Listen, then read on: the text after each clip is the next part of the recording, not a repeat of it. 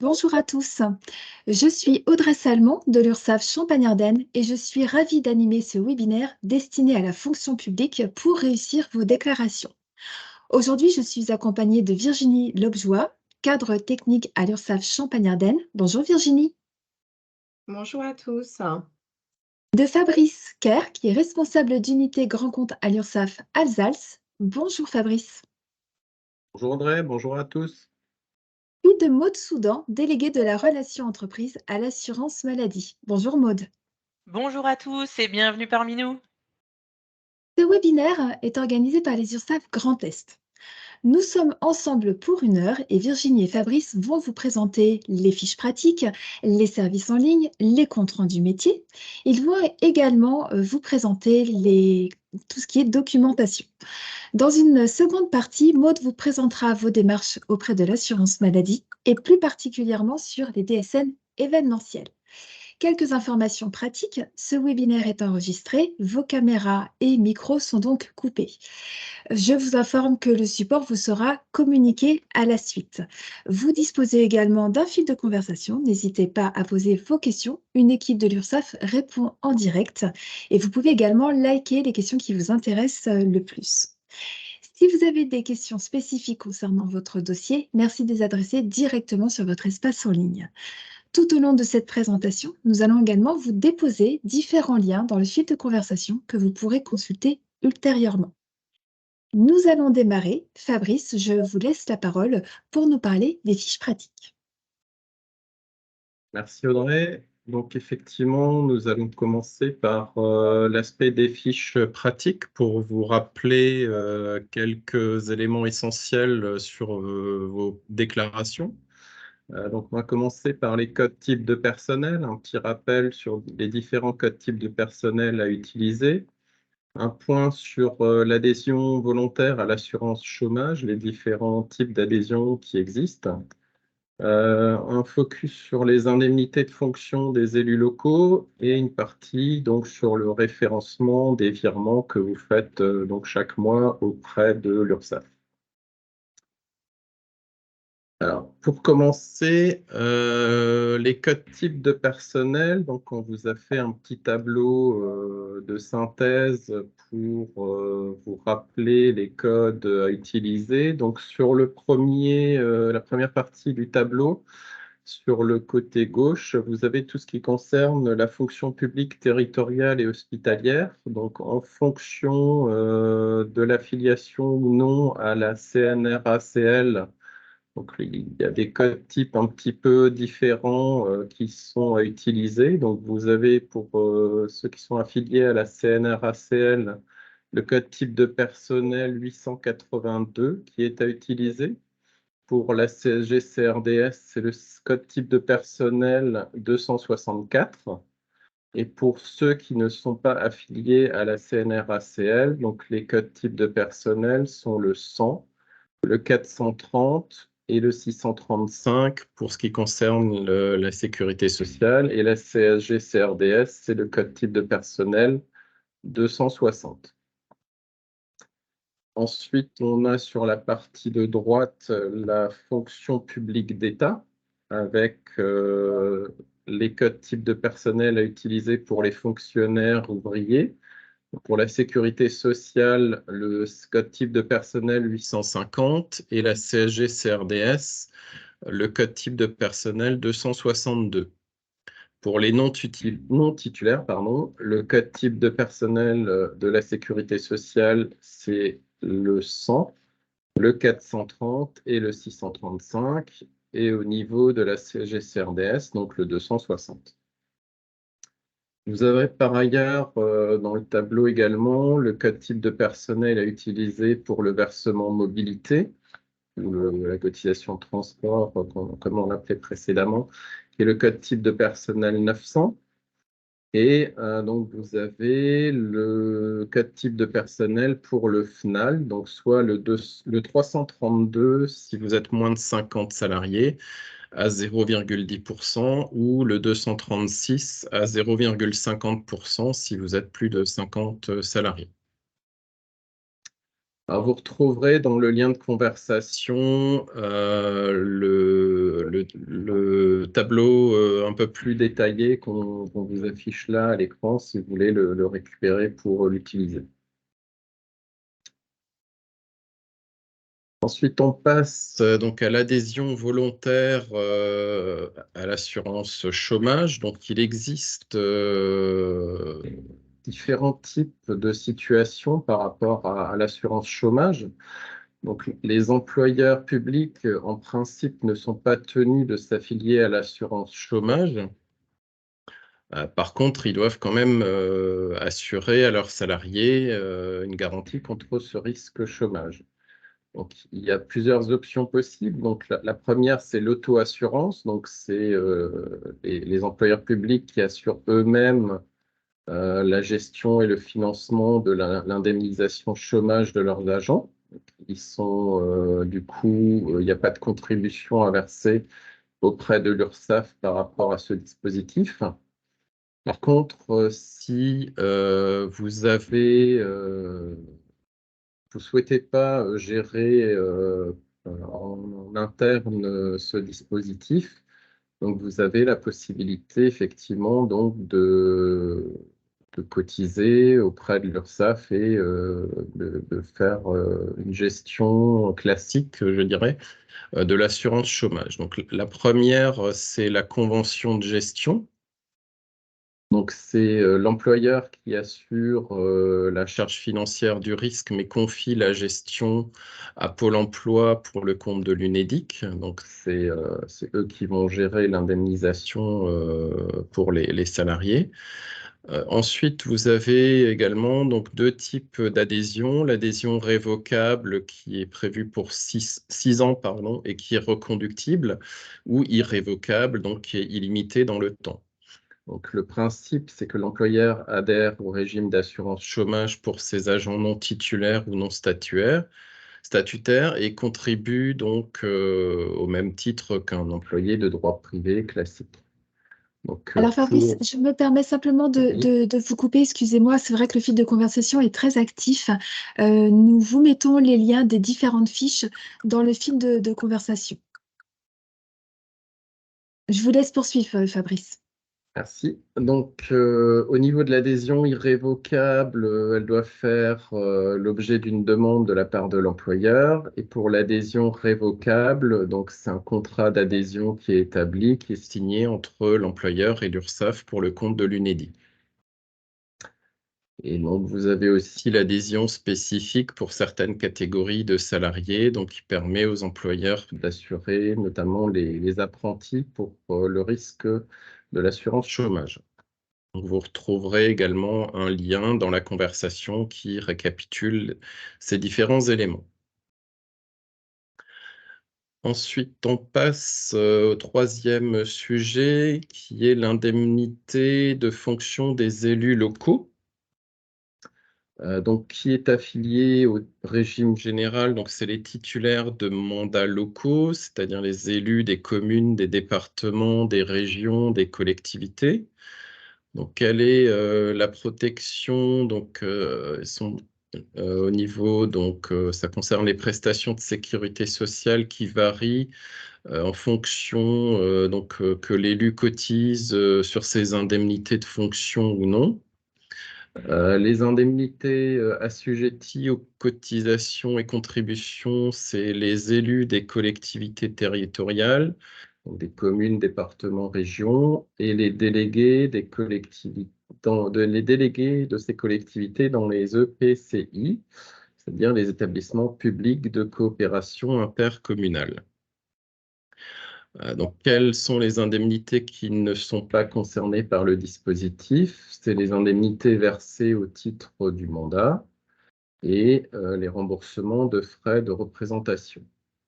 Et au niveau de la CSG-CRDS, donc, les indemnités issues d'un mandat non visé par l'affiliation au régime général, uniquement assujetti à la CSG-CRDS. Donc là, pareil, vous retrouvez dans le lien de conversation une fiche par rapport à ces différents éléments. propose maintenant de parler du référencement du virement que vous faites chaque mois. Donc on a effectivement, c'est plutôt les trésoreries qui s'occupent de faire les virements. Par contre, au niveau du référencement, on rencontre quelques difficultés par rapport aux administrations collectivités territoriales, euh, par rapport au référencement qui est indiqué dans le libellé du virement. En fait, il y a une certaine nomenclature qui est attendue pour que l'imputation de votre virement se fasse de manière automatique. Le référencement du virement se décompose en plusieurs parties. Donc, vous avez le code URSSAF qui doit figurer au début du libellé, c'est 99 S1. Ensuite, vous devez renseigner un code période par rapport à la période que vous êtes en train de payer. Donc, il se décompose sur 6 caractères. Donc, les 4 premiers correspondent à l'année et les 2 derniers, donc, par rapport au mois euh, que vous êtes en train de payer. Donc, vous avez un petit tableau sur la diapo que vous retrouvez aussi dans la fiche qu'on vous a mis dans le fil de conversation avec la codification à utiliser pour chaque période mensuelle. Et ensuite, après la période, donc vous indiquez votre SIRET sur 14 positions, donc que vous retrouverez facilement dans votre logiciel de paye, évidemment.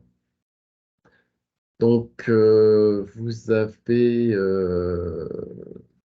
alors, dans les différents échanges qu'on a pu avoir avec certaines collectivités, a priori, c'est ce que vous transmettez aux trésoreries qui est repris ensuite par cette dernière pour indiquer le libellé du virement qui est fait auprès de l'URSSAF. Donc, si vous voulez bien vérifier dans les éléments que vous transmettez aux trésoreries pour faire votre virement que cette nomenclature figure bien sous cette forme-là pour nous permettre donc d'imputer automatiquement votre versement sur votre compte. Alors, vous avez aussi la possibilité sur votre compte en ligne de retrouver cette information. Donc, dans la rubrique « Obtenir les coordonnées bancaires de mon organisme », donc vous choisissez ensuite, vous sélectionnez donc la période et l'année qui est concernée par le paiement que vous souhaitez effectuer. Vous arrivez ensuite donc sur les coordonnées bancaires de l'URSSAF qui sont mentionnées. Vous voyez donc pour le référencement, on vous indique le bon libellé qui convient d'indiquer donc lors de votre virement. C'est celui qui est utilisé pour effectuer votre demande auprès de la trésorerie pour le virement auprès de l'URSSAF. Et ensuite, vous avez un récapitulatif de votre action qui reprend donc les différents éléments par rapport à votre demande. Alors, par rapport toujours au paiement des cotisations, certains d'entre vous ont encore la possibilité de payer trimestriellement. Alors, au niveau des déclarations, les DSN qui sont attendus sont bien évidemment mensuels. Donc, chaque mois, vous devez déposer votre DSN. Donc, vous avez la possibilité de demander, donc, de synchroniser, d'aligner le paiement avec le côté déclaratif, c'est-à-dire de payer chaque mois les cotisations que vous déclarez à travers la DSN. Donc pour ce changement, comme on passe d'un versement trimestriel à un versement mensuel, donc comprenez bien que le changement ne peut se faire qu'au début d'un trimestre. Donc soit là, le prochain qui commence, c'est au 1er juillet, ou par la suite, au début de chaque trimestre, 1er octobre, 1er janvier 2024, et ainsi de suite. Donc, il n'y a pas d'obligation temporelle à le faire là tout de suite. Donc, comment il faut procéder? Ben, vous faites simplement dans votre espace cotisant en ligne, donc avant le 30 juin 2023, votre demande donc, pour nous permettre d'enregistrer le changement de paiement, donc de trimestriel en mensuel à compter du 1er juillet. Et on vous confirmera donc de bien préciser, euh, on vous confirmera pardon, en retour que l'enregistrement de ce changement est bien effectif. Alors, on va parler maintenant un petit peu des services en ligne. Donc, vous avez votre espace en ligne que vous avez normalement l'habitude d'utiliser, je pense, pour la plupart d'entre vous. Donc, vous avez un petit rappel donc, sur les différentes parties de votre espace en ligne. Vous avez tout d'abord sur la partie en haut à gauche vos actions en cours. Donc, ça vous permet de voir tout ce que vous avez en cours par rapport à l'URSSAF. Ensuite, vous avez la deuxième partie donc, qui est le compte employeur. Donc, ça vous permet de voir la situation de votre compte, si vous avez un crédit, un débit, ou si votre compte est à jour, tout simplement. Vous avez aussi les références par rapport à l'échéance en cours et la prochaine échéance, avec le montant et la date de la prochaine échéance. Ensuite, sur la partie du bas, vous avez nos derniers échanges. Donc, c'est à ce niveau-là que vous retrouvez les différentes demandes que vous avez faites via votre compte en ligne auprès de l'URSSAF. Donc, vous voyez si la demande est résolue, est en cours, ou si on vous demande, le cas échéant, des pièces complémentaires par rapport à votre demande initiale. Et ensuite, sur la partie de droite, vous avez les services en un clic. Ça vous permet de retrouver rapidement les différents services que vous utilisez le plus souvent. Alors, on a aussi pris l'habitude de vous envoyer des courriers, des notifications par rapport à la situation de votre compte. Alors, des notifications de tout type, hein. Donc, que vous retrouvez donc évidemment dans votre espace en ligne, dont je vous invite à prendre connaissance. Donc, notamment, vous retrouverez tout ce qui concerne les anomalies de la DSN suite à votre dépôt de la déclaration mensuelle. Donc, on reviendra dessus un peu plus tard dans la présentation, ou différentes notifications par rapport à la situation de votre compte. Alors, comment consulter donc votre messagerie pour voir les messages? Donc, à partir du tableau de bord, vous avez un onglet messagerie. Donc, par rapport à cette partie-là, vous retrouverez effectivement les différents échanges que vous avez eus. Donc, si votre demande est en cours de traitement, vous aurez donc ces éléments-là qui vont apparaître dans cet onglet-là. Si on vous demande des pièces complémentaires, vous voyez, c'est cette partie-là sur cette demande, donc en attente de complément. Donc là, on attend quelque chose de votre part, que votre demande est insuffisamment complète et qu'il faut rajouter des éléments ou des précisions par rapport à ce que vous souhaitez obtenir. Et donc, c'est à vous de consulter aussi ces messages-là. Ensuite, vous avez aussi dans cette partie, vous retrouverez tout le suivi de la demande que vous avez effectuée.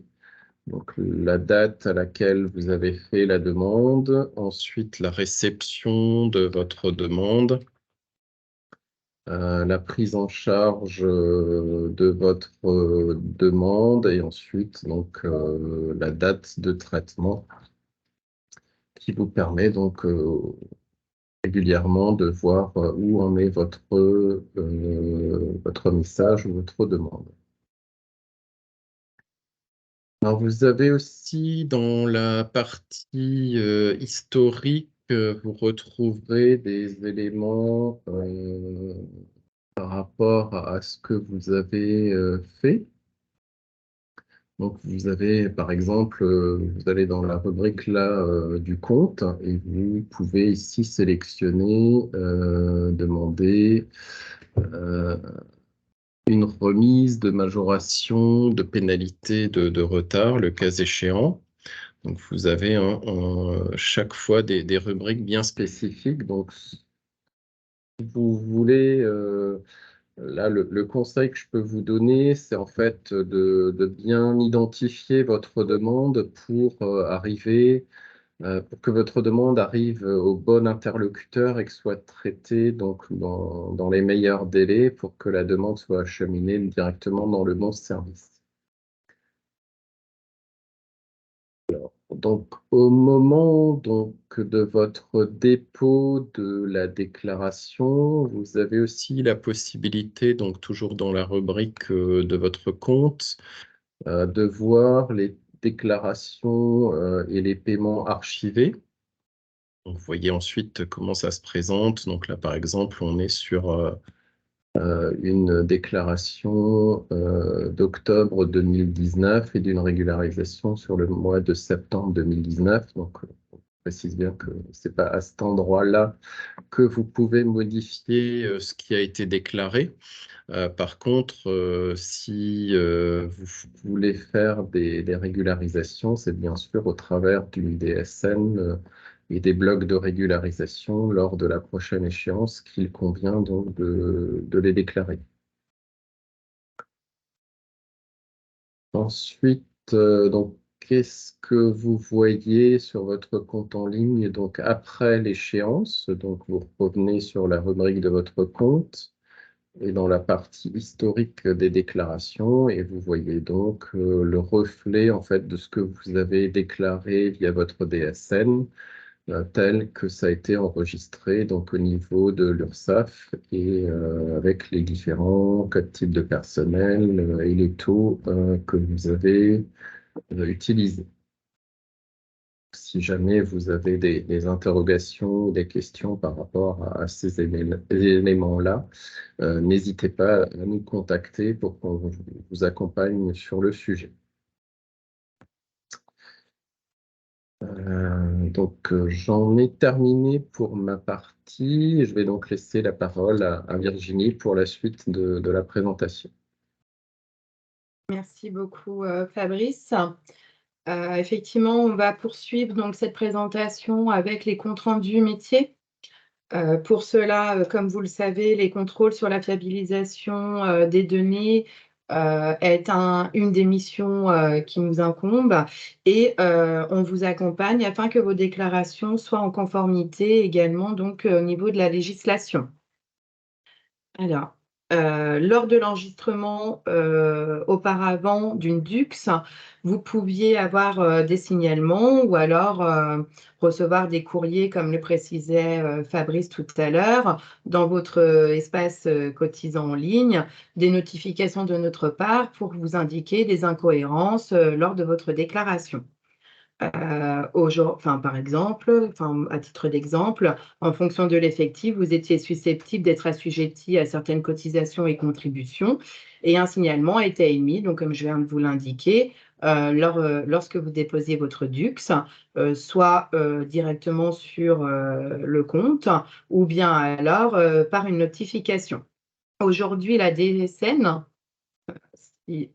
excusez-moi, je vais continuer. Donc, la DSN véhicule des données issues de la paie, des informations individuelles, des contrats de travail, la rémunération, les primes, les absences. Voilà, donc ces données ici évoluent. Depuis la mise en place donc, de celle-ci, ces contrôles sont renforcés, excusez-moi, par une vérification qui est réalisée via des contrôles dits embarqués sur différentes thématiques, comme la quotité de travail, les bases assujetties, la DOETH, donc la DOETH, déclaration d'obligation d'employer des travailleurs handicapés, les dispositifs d'exonération et bien sûr également des modalités déclaratives particulières lors de la transmission de DSN à néant, par exemple. Les contrôles font tous l'objet d'une notification donc, au déclarant. Cette notification intervient lors du dépôt de la DSN. Et à compter de 2023, un nouveau bilan mensuel d'accompagnement à la résolution des anomalies est mis à disposition, cette fois-ci donc jusqu'à 5 jours. Des vérifications au niveau du compte-rendu métier, des nouveaux comptes-rendus métiers, puisque maintenant ça passe par la DSN comme je viens de vous l'indiquer. Il consiste en une vérification des données agrégées. Alors les données agrégées, c'est ce que vous connaissiez déjà auparavant, tout ce qui est cotisation, contribution au niveau type de personnel. Et également, donc, elle consiste maintenant à une vérification des données individuelles. Comme je viens de vous l'indiquer, la DSN véhicule des informations issues des données de la paye, donc individuelles également. Et donc, pour continuer, il y a également une vérification sur la cohérence entre ces données individuelles, entre elles, mais également entre les données individuelles et les données agrégées. À savoir, ce qui est très important, la bonne qualification des données individuelles permet une validation et une fiabilisation des droits de vos salariés. Et bien sûr, une fiabilisation des données déclarées aussi au niveau agrégé. Pour schématiser ce que je viens de vous indiquer, vous déposez votre DSN, donc via NetEntreprise. Nous recevons donc en URSSAF les données individuelles et données agrégées que vous nous transmettez via donc toutes ces données au niveau de la DSN. Et auparavant, il y avait un compte-rendu métier qui vous indiquait que nous avions bien reçu le paiement et également donc la DSN qui était conforme. Maintenant, il va y avoir également des comptes-rendus métiers liés aux données individuelles.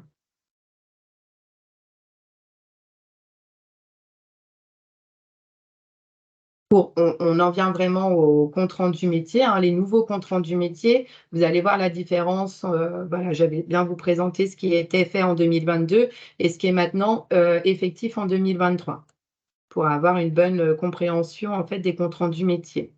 Donc, ces comptes rendus métiers normalisés restituent les anomalies de contrôle. Donc, je n'en reviens pas. C'est trois contrôles, les données individuelles, les données agrégées, les données individuelles et les données agrégées ensemble, en 2 temps. Donc, cette fois-ci, il y a un contrôle qui va être effectué avant l'exigibilité.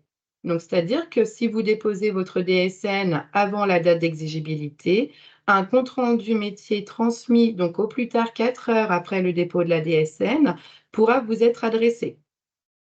Et il y a un compte-rendu métier qui est également adressé après la date d'exigibilité, donc transmis au plus tard 5 jours après le dépôt de la DSN. En 2022, le compte-rendu métier format LEDEP comprenait, c'est-à-dire un compte-rendu, métier sur le télépaiement et également sur les données nominatives. En 2023, ce qui se passe, c'est que, comme je viens de vous l'indiquer, il y a un compte-rendu métier qui pourra donc vous être transmis au moment avant la date d'exigibilité, pardon, et ici, vous pourrez corriger à ce moment-là les anomalies détectées avant la date d'exigibilité.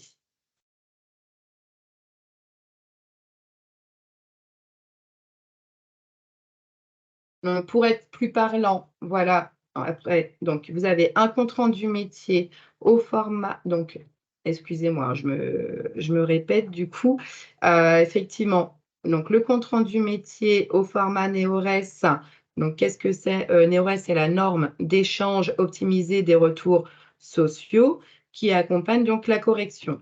Donc, comme je viens de vous l'indiquer, il y a un contrôle immédiat transmis 4 heures au plus tard après le dépôt de la DSN, permettant d'effectuer une déclaration annule et remplace en amont de l'échéance déclarative. Précision, les contrôles sur les données individuelles et les données agrégées et individuelles ne sont réalisés qu'à partir des mois principaux déclarés et les contrôles, en revanche, des données agrégées sont réalisés à partir des données du mois principal et peuvent prendre en compte également les blocs de régularisation. Ça, c'est une notion également à savoir. Les comptes rendus métiers après exigibilité, pour eux, vous accompagnent à la correction adressée donc au plus tard 5 jours après le dépôt de la DSN. Ces comptes rendus métiers concernent les données du mois principal déclaré et ceci, en fait, après la date d'éligibilité, vous ne pouvez pas faire autre chose, enfin un annulé-remplace n'est plus possible, pardon, et vous pouvez simplement effectuer un bloc de régularisation lors de votre prochaine DSN afin de régulariser la situation.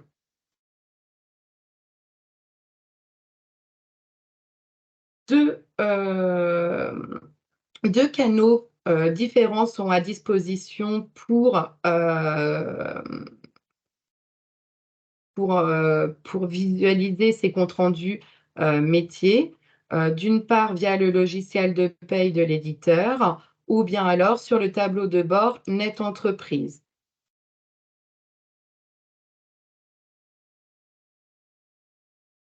Comment se présente un compte rendu métier au format NeoRes sur Net Entreprise?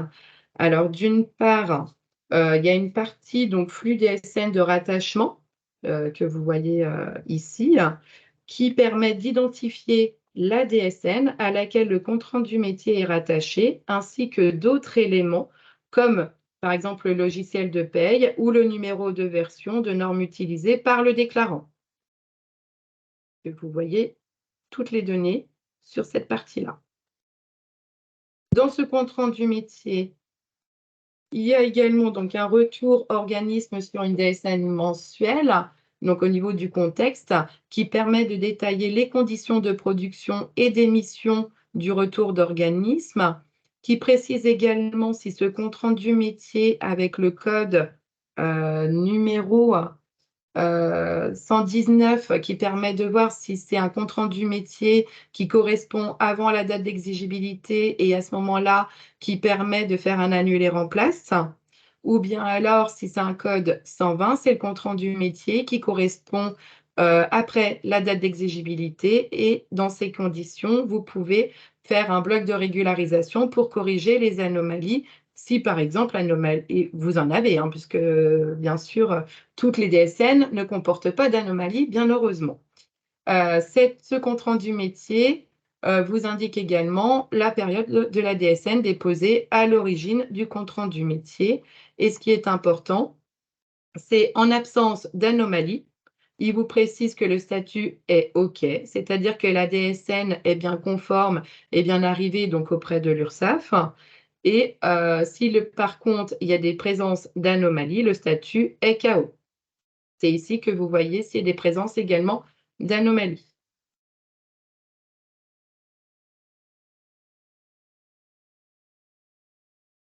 Le compte rendu normalisé remonte donc 3 types de contrôles. Voilà, je vous l'ai déjà indiqué, mais pour bien préciser, parce qu'auparavant, les anomalies qui étaient détectées auprès de notre URSSAF, on détectait plus les données agrégées, c'est-à-dire tout ce qui est cotisation, contribution, code type de personnel, la cohérence entre ces données. Maintenant, au niveau de la DSN, on élargit vraiment nos contrôles. C'est ce qui est un point très important avec, comme je viens de vous l'indiquer, les données individuelles, puisqu'on va aller vérifier donc la cohérence des données individuelles entre elles, mais également la correspondance entre les données individuelles, les données agrégées et seulement les données agrégées.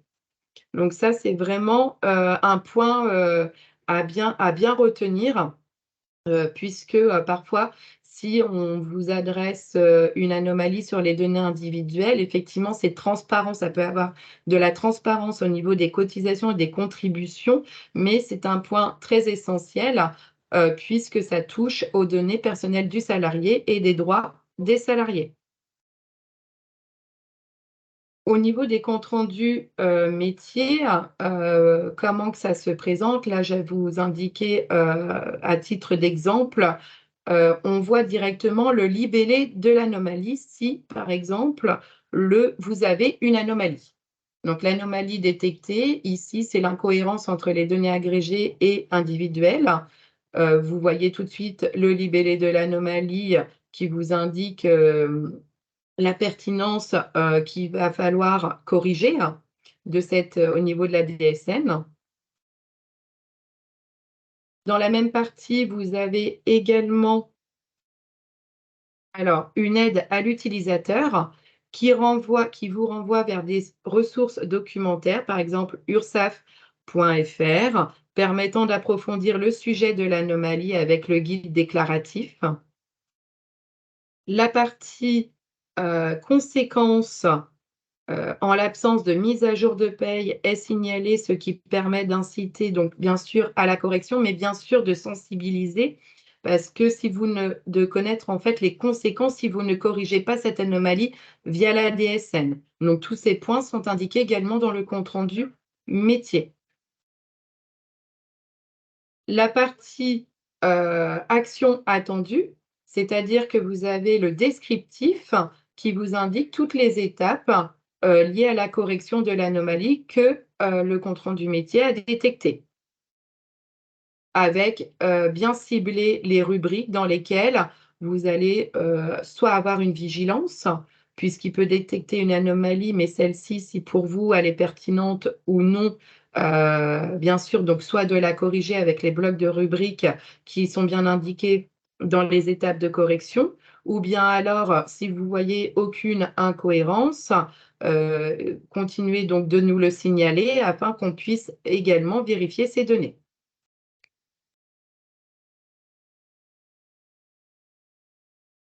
Pour continuer dans le compte-rendu métier, il y a à la suite de ces actions attendues, ce qui est parlant, c'est un tableau sur les données DSN qui permet de voir le détail de la typie, qui s'approche donc au plus près de la réalité de l'anomalie au niveau d'un tableau, ou bien ici, on vous indique bien donc les codes rubriques de la DSN, les valeurs déclarées, le nombre ce qui est attendu au niveau des assiettes et comment corriger également l'anomalie.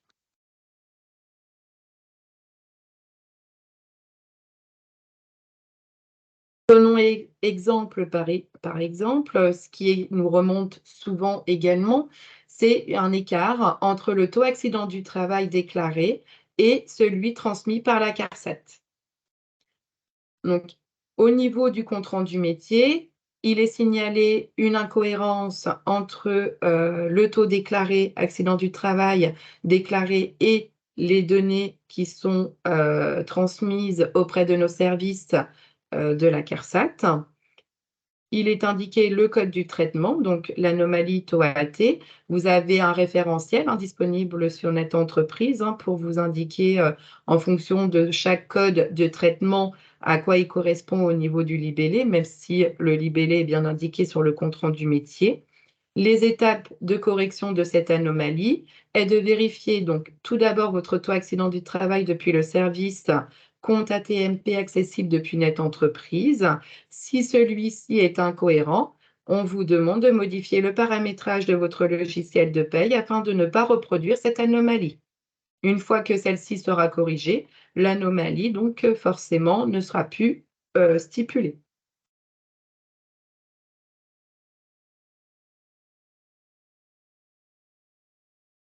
Au niveau du compte-rendu métier, voilà, il y a le petit tableau qui vous indique également donc le code type de personnel 100 qui était en anomalie sur le sujet. Juste pour information, depuis janvier 2023, le compte-rendu métier normalisé restitue 32 contrôles URSSAF que vous avez donc d'indiquer dans le diaporama. Vous avez également dans le diaporama, le code anomalie référence avec les mots-clés. si vous voulez vous référencer. Et donc la cinématique de fiabilisation à compter de janvier 2023, ce qui reprend donc ce que je viens de vous expliquer. Pour continuer, vous avez donc de la documentation qui est mise à votre disposition sur donc Net Entreprise, entreprise privée et tiers déclarant-net-entreprise.fr, où vous pouvez retrouver donc la base de connaissances DSN, une foire aux questions sur des fiches consignes, le cahier technique de la norme DSN, également donc le guide des cotisations, guide d'URSSAF, où on vous précise également qu'en page 9 du guide, il y a un tableur de concordance des données individuelles, données agrégées qui est intégré. Il permet de vérifier donc votre paramétrage de votre logiciel, le BOSS, et vous pouvez également découvrir la web série À quoi servent les cotisations, qui donc se représente en 5 épisodes sur la chaîne YouTube. Il y a également donc sur un mini-site dédié www.aquaserveslescotisations.ursaf.fr. Donc tous ces documents, cette documentation est mise à votre disposition. Pour ma part, je vous remercie de votre attention et laisse Fabrice poursuivre cette présentation avec les contacts.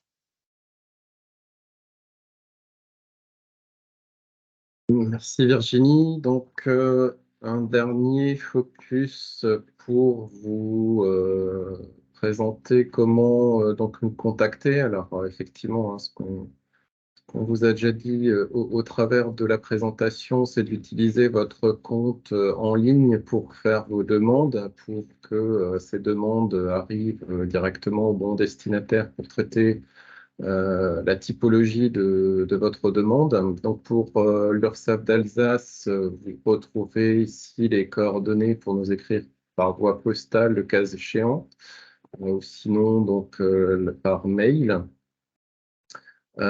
Pour l'URSSAF Champagne-Ardenne, donc pareil, hein, l'URSSAF Champagne-Ardenne avec les coordonnées pour écrire par voie postale et par mail.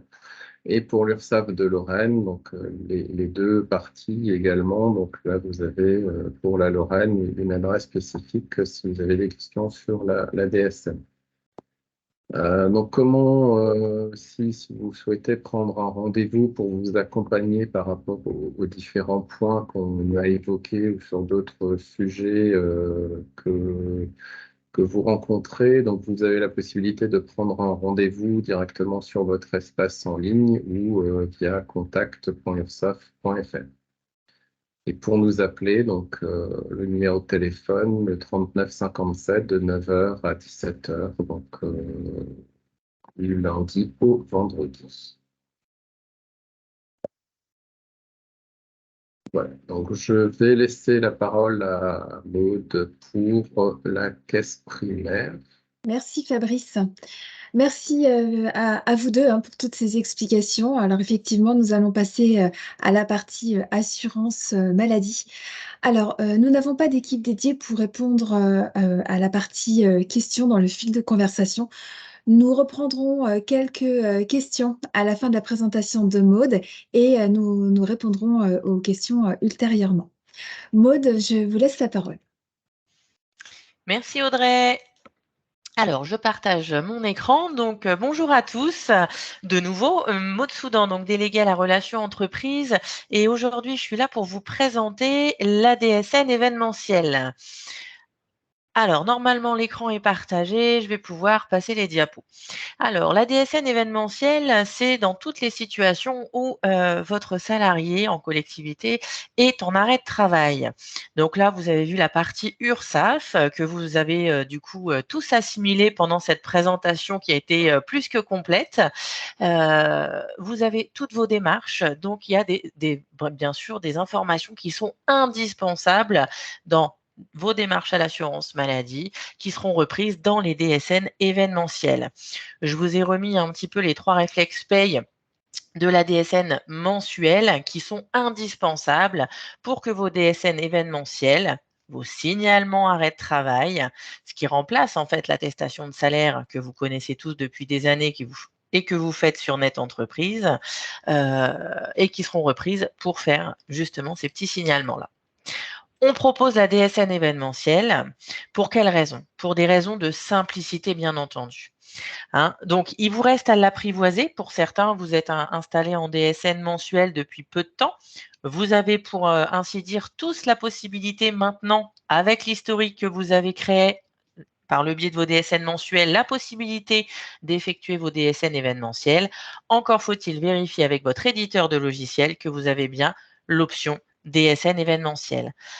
Je vous invite très, très fortement à prendre contact rapidement avec l'éditeur pour savoir si oui ou non vous avez cette possibilité-là et à ce moment-là, dans quel délai vous pourriez éventuellement la mettre en pratique pour que ça se passe au mieux, le plus rapidement et avec le plus de fiabilité possible.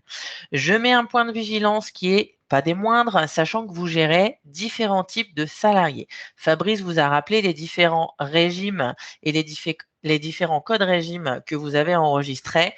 Et en fonction de ces typologies de salariat, fonctionnaires, moins de 28 heures, contractuels, il y aura ou non des DSN événementiels à effectuer en cas d'arrêt de travail.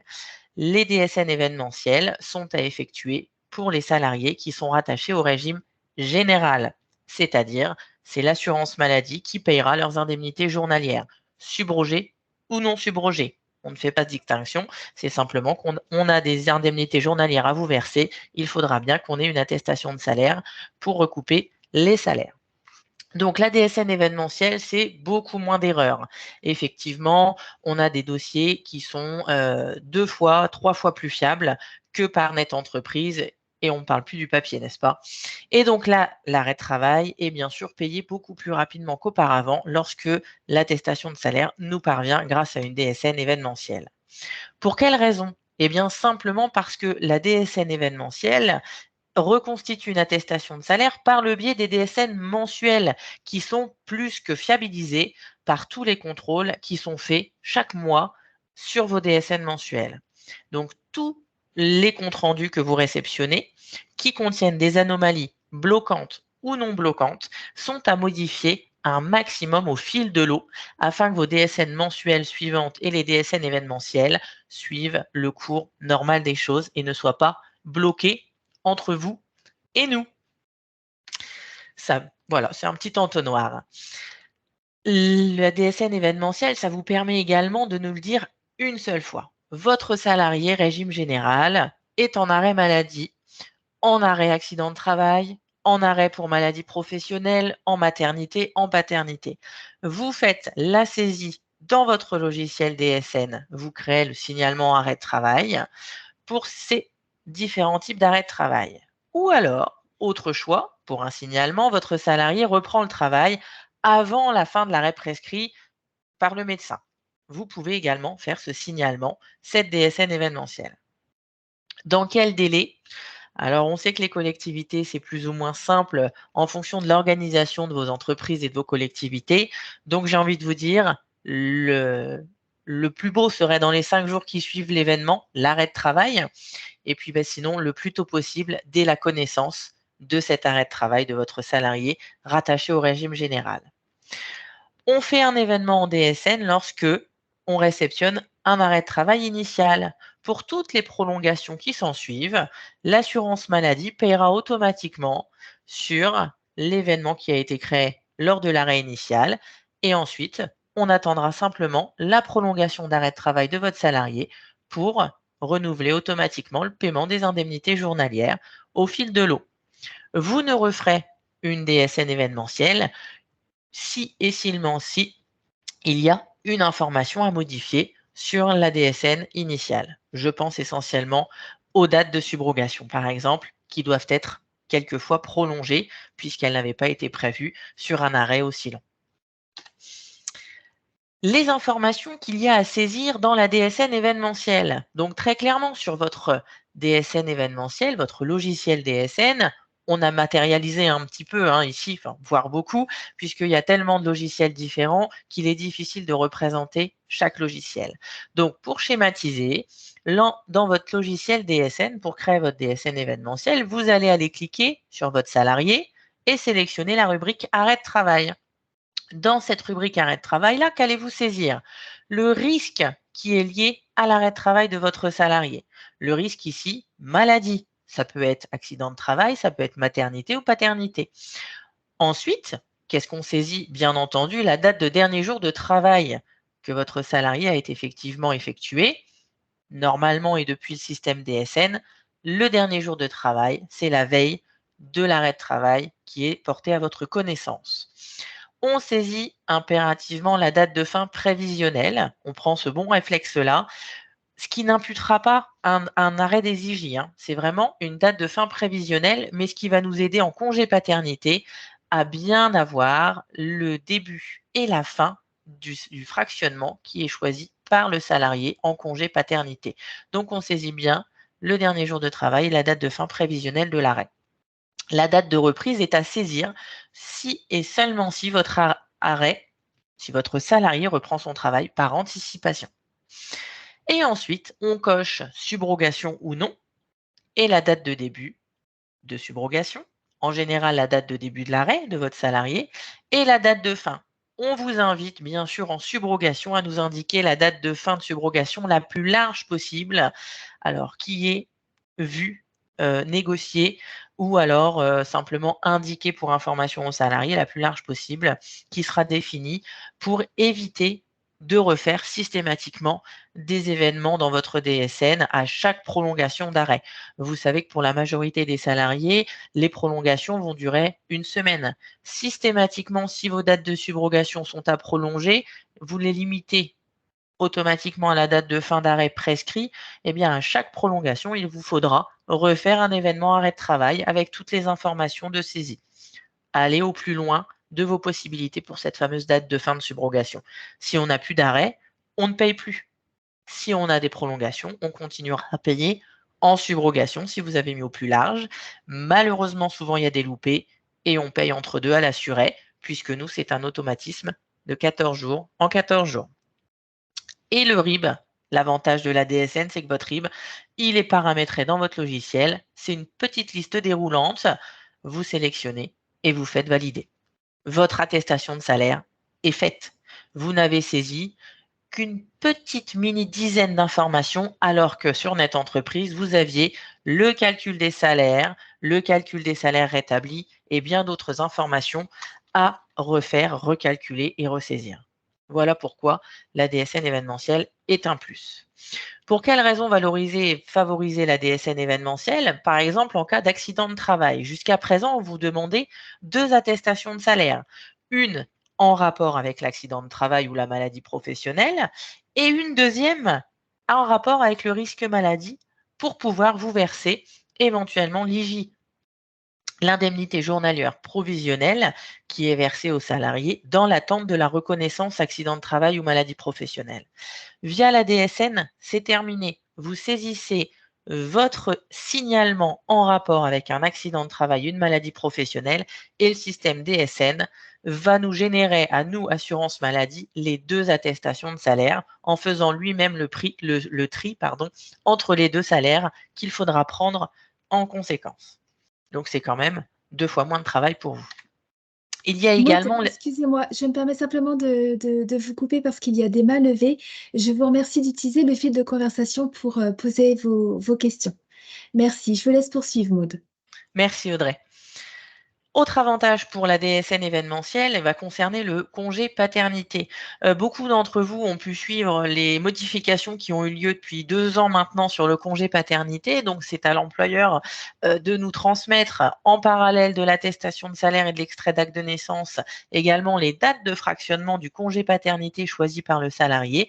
Eh bien, en DSN événementielle, on réceptionnera de façon simultanée et automatique quand vous allez saisir votre signalement les dates d'arrêt de travail de paternité, l'attestation de salaire également, et vous n'aurez plus qu'à joindre l'extrait d'acte de naissance via Net Entreprise et le compte entreprise ici. Si vous n'avez pas le compte entreprise, je vous invite à vous rapprocher des conseillers informatiques services ou des délégués relations entreprises de vos caisses primaires d'assurance maladie. Idem pour le tableau de bord DSN, il faut le rajouter sur la page d'accueil ici. Vous aurez un petit onglet DSN régime général et vous aurez accès à votre tableau de bord. on est à votre service pour vous accompagner. Autre avantage de la DSN, c'est l'ouverture de droits de plus de 6 mois. Sachez que quand votre salarié est en arrêt depuis plus de 6 mois, il a des obligations supplémentaires par rapport à son régime de cotisation. Un salarié qui est en arrêt depuis plus de 6 mois doit avoir effectué au moins 600 heures sur les 12 derniers mois ou avoir cotisé au minimum 2030 fois le SMIC sur la période des 12 mois précédant son arrêt de travail. À partir du moment où vous fonctionnez en DSN, on réceptionne cette fameuse attestation d'ouverture de droit automatiquement à partir du moment où votre salarié est en arrêt depuis 4 mois et demi, 5 mois, ce qui vous soulage également de cette tâche d'envoi de l'attestation de salaire d'ouverture de droit de plus de 6 mois. Voyez avec votre éditeur également si c'est automatique dans votre logiciel. Le signalement pour rectification. Donc, simplifié bien sûr en DSN, au lieu de ressaisir chaque information, chaque salaire et chaque chose à modifier, vous allez dans votre logiciel DSN, vous faites un annulé remplace, sachant qu'à partir du moment où la DSN n'a pas été validée mensuellement, l'annulé remplace est le meilleur moyen de faire une modification en temps et en heure, ce qui nous générera à nous une attestation rectificative dûment complétée avec l'information à modifier dans cette fameuse attestation-là. Donc, les plus de la DSN, c'est une question de délai de paiement, c'est une question de fiabilité des données et c'est également une simplification de la majorité de vos démarches pour toutes les attestations de salaire qui vous obligent à faire 2 à 3 fois plus de saisies sur votre net entreprise. Autre chose importante, le suivi des événements et de vos signalements. Comme l'a dit l'URSSAF, donc par le biais de Virginie et Fabrice auparavant, le suivi des comptes rendus métiers est indispensable au bon déroulement de vos DSN mensuels et de vos DSN événementiels. L'outil indispensable pour cela, c'est le tableau de bord que vous retrouvez sur Net Entreprise ou alors directement intégré à votre logiciel de paye. Différentes étapes de vérification sont incluses dans ce fameux tableau de bord. 3 types, 3 niveaux de vérification pour savoir si oui ou non l'assurance maladie a bien réceptionné votre attestation de salaire, c'est-à-dire votre signalement d'événement arrêt de travail. Le premier type de vérification, la première étape, c'est la conformité du fichier envoyé. Donc ça, il vous suffit de paramétrer votre logiciel, de faire un test. Logiquement, si votre logiciel est paramétré en fonction de la norme DODES et NEORES, le compte-rendu vous indiquera que l'attestation de salaire a bien été redirigée vers l'assurance maladie. Deuxième étape de vérification, le logiciel a-t-il pu bien réunir toutes les informations nécessaires à la rematérialisation de l'attestation de salaire à l'assurance maladie? Qu'est-ce qu'il faut pour que ça marche?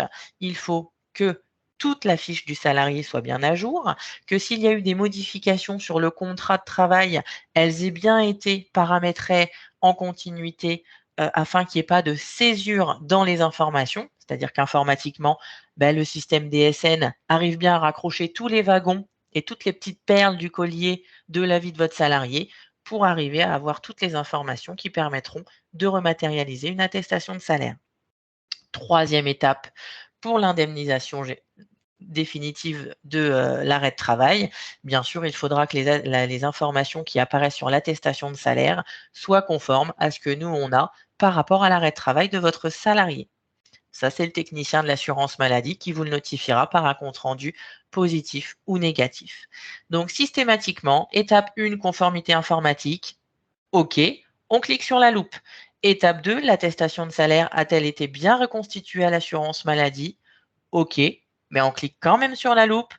On a du coup accès au petit compte-rendu du technicien de l'assurance maladie. Si celui-ci est OK, ça veut dire qu'on a bien l'attestation de salaire qui a été indemnisée à l'assurance maladie.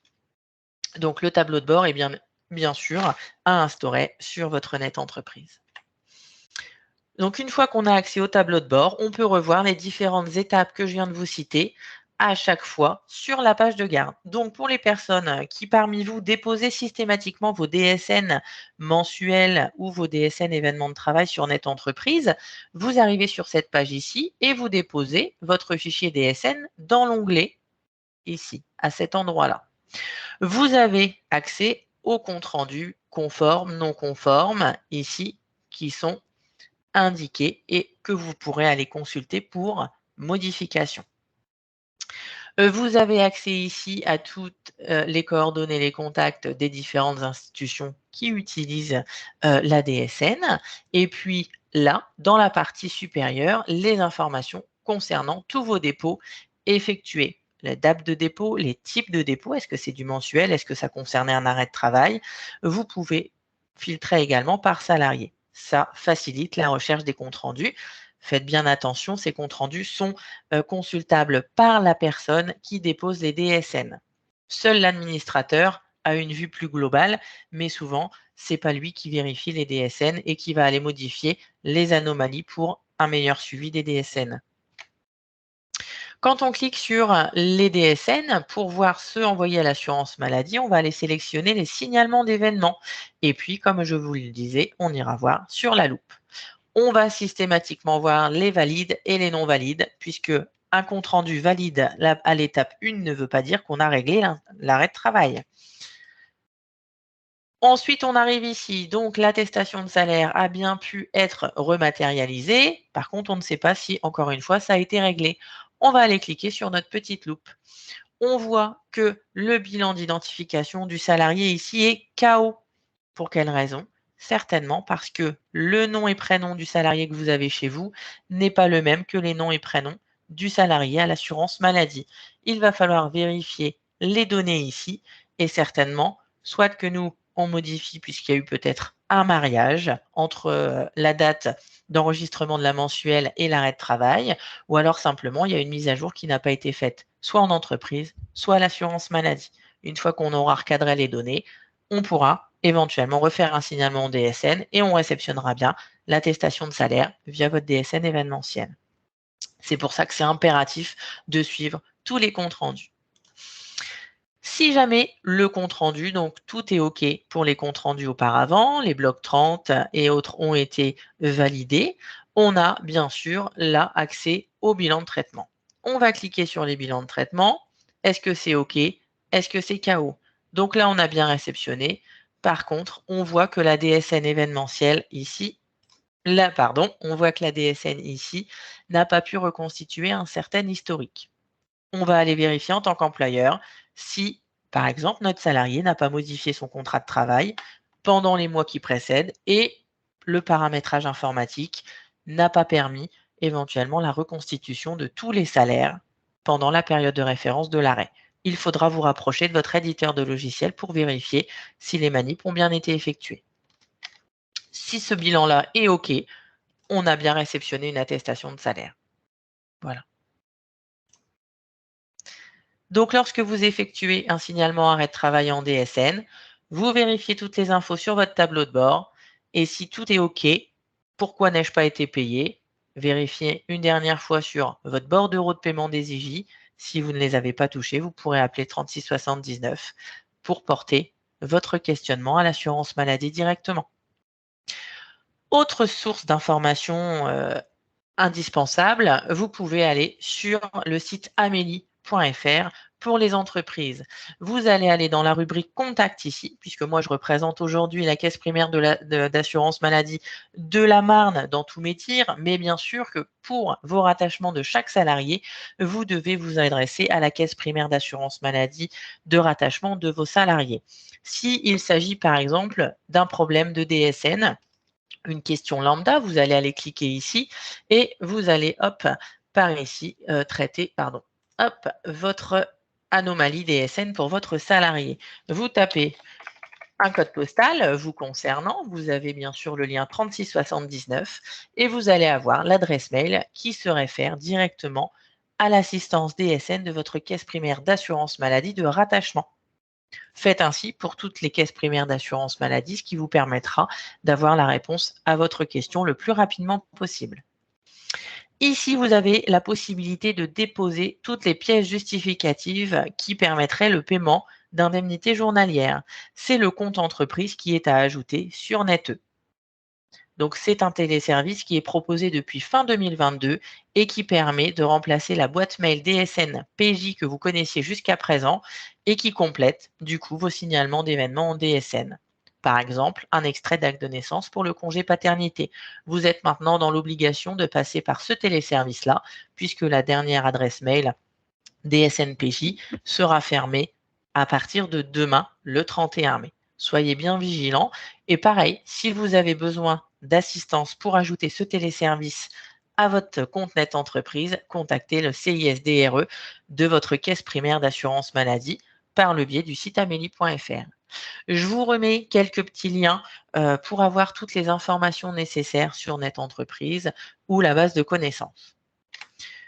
Pour demander éventuellement un contact avec moi-même, vous avez le portail Sésame et donc vous trouverez l'assistance nécessaire pour la caisse primaire d'assurance maladie de la.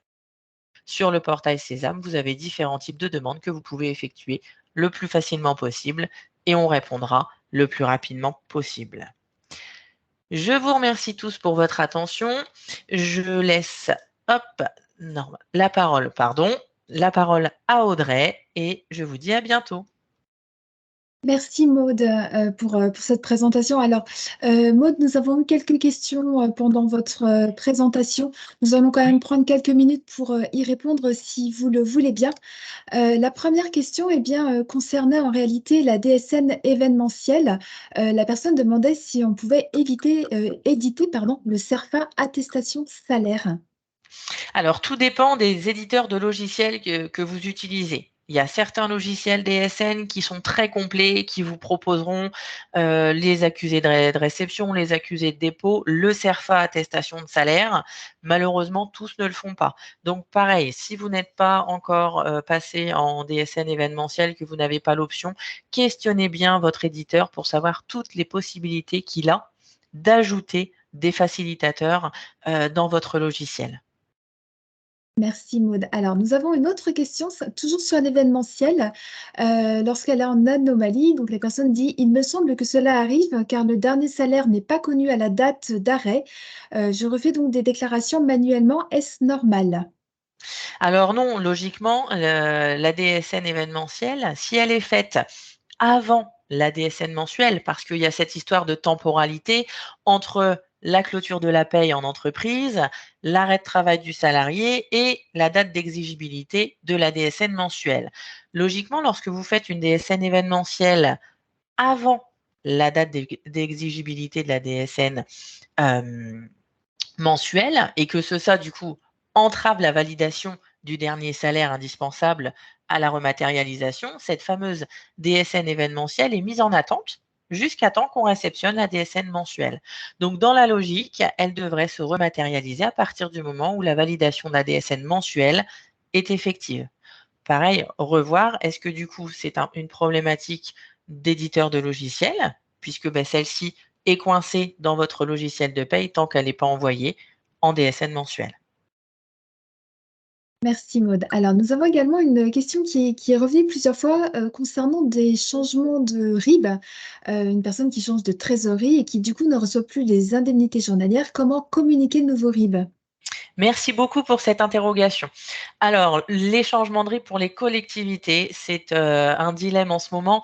Il faut impérativement nous joindre le RIB de votre trésorerie par le biais de dépôt pièces jointes, dépôt pièces justificatifs par le biais du compte entreprise sur Net Entreprise. C'est pour ça que je vous invite très très fortement à ajouter cette déclaration sur votre compte Net Entreprise et dès que vous aurez une modification de relevé d'identité bancaire, vous aurez la possibilité d'une part de nous envoyer le nouveau signalement avec le nouveau RIB et en parallèle de nous envoyer ce RIB à toutes les caisses primaires, bien entendu, ce nouveau RIB original de la trésorerie.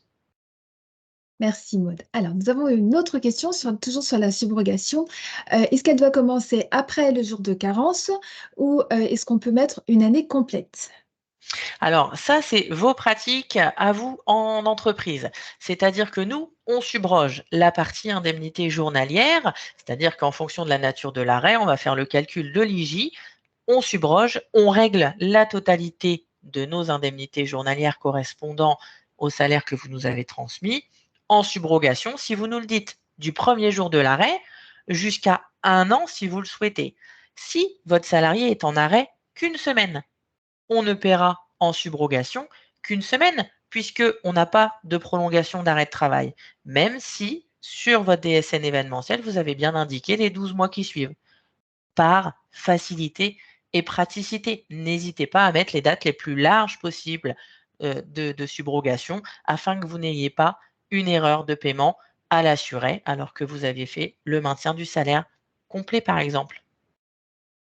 Merci. Alors, nous avons une question qui est revenue aussi plusieurs fois sur l'obligation de la DSN événementielle. Est-ce qu'il y a une date? Est-ce qu'elle va devenir obligatoire? Et quelle date mettre sur Net Entreprise? Alors, il n'y a pas, à proprement dit, d'obligation d'effectuer des DSN événementiels. À partir du moment où vous avez l'historique suffisant, vous pouvez effectuer vos DSN événementiels. Ça va en fait de soi puisque, très clairement, lorsque vous faites des attestations via le site Net Entreprise, ça vous prend 2 à 3 fois plus de temps et les informations, souvent, ne sont pas les mêmes que celles véhiculées par la DSN mensuelle ou éventuellement celles reprises par votre logiciel de paye. Les difficultés que vous allez engendrer à continuer à faire des attestations de salaire via Net Entreprise sont bien plus conséquentes que si vous faites des attestations de salaire via la DSN événementielle. Il n'y a pas, à proprement dit, d'obligation. La seule chose, c'est que ce sera beaucoup plus simple pour vous d'effectuer ces démarches via la DSN. Maud, je vais me permettre de vous poser une dernière question.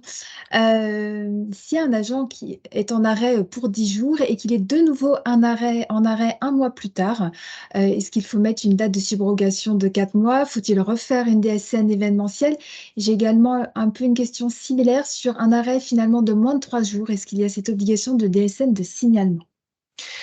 Alors, il faut savoir qu'à partir du moment où votre salarié est en arrêt de travail, il faut effectuer soit donc une attestation de salaire, soit sur Net Entreprise, soit en DSN événementiel, peu importe la durée de l'arrêt de travail. Donc ça, c'était pour l'arrêt de moins de 3 jours. Si par contre votre salarié a un premier arrêt au mois de mars et un second arrêt au mois d'avril, il a repris son travail entre les 2 périodes, on a bien 2 arrêts différents. J'aurai une première DSN événementielle à effectuer au mois de mars pour son premier arrêt, avec des dates de subrogation les plus larges possibles qui peuvent exister. Vous allez jusqu'au mois de décembre si vous le souhaitez. Et il reprend son travail. Donc, l'assurance maladie ne l'indemnise plus pendant 2 à 3 semaines. Il est de nouveau en arrêt. La date de dernier jour de travail, la période de référence s'envoie modifiée. Ce ne sera plus la même chose. Vous êtes dans l'obligation de refaire une attestation de salaire, soit via Net Entreprise toujours, soit via la DSN événementielle. À partir de ce moment-là, nous réceptionnerons systématiquement les nouvelles dates de subrogation qui seront indiquées sur votre événement concernant l'arrêt du mois d'avril, les plus strictes possibles ou les plus larges, encore une fois. Et de ce fait-là, le technicien de l'assurance maladie consultera ces nouvelles dates de subro et ira modifier les anciennes qu'on avait réceptionnées pour l'arrêt de mars. Merci beaucoup. Alors, nous arrivons désormais au terme de cette présentation. J'espère qu'elle a répondu à vos attentes. Une pop-up va s'afficher sur vos écrans pour vous permettre de noter ce webinaire. Le fil de conversation, quant à lui, va rester ouvert quelques minutes. Virginie, Maud, Fabrice, je vous remercie pour votre expertise. Un grand merci également à l'équipe technique pour l'organisation de ce webinaire et à l'équipe mobilisée en interne qui était présente pour répondre à toutes vos questions. Et surtout, un grand merci à vous pour votre attention. Dans le fil de conversation, vous allez retrouver les liens de nos chaînes YouTube. Vous y retrouverez le replay et tous les éléments présentés juste en dessous du replay. Abonnez-vous dès maintenant pour être informé de la mise en ligne de ce webinaire. Et n'hésitez surtout pas à contacter vos URSSAF à l'aide des coordonnées qui ont été communiquées lors de cette présentation. Nous vous souhaitons à tous une bonne journée.